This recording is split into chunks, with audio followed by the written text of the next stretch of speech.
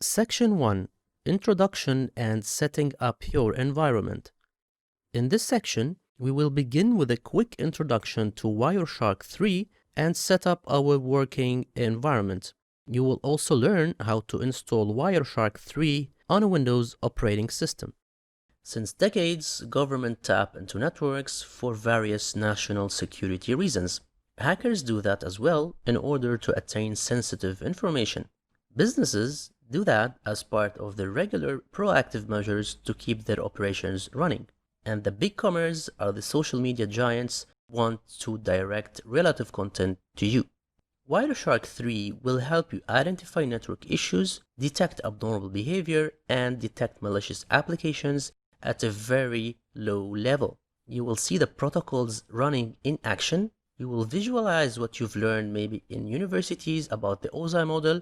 You will see it in action in Wireshark 3, and of course, you will monitor your network in a better way. The new version of Wireshark is Wireshark 3, and it is the subject of our course.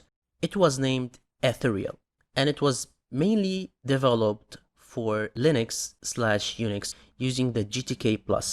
GTK+ is a toolkit to create graphical user experience. So the GUI was mainly targeting Unix and Linux machines. It wasn't supported on the popular operating systems such as Windows and Mac.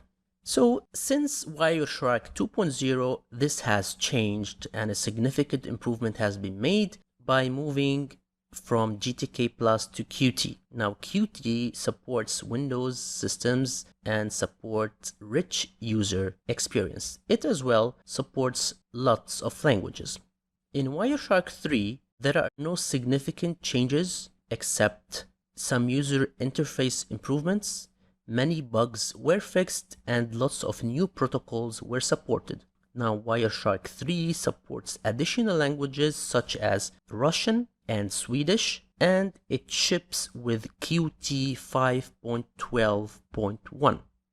If you want to take a look at the legacy Wireshark using GTK+, this is the one.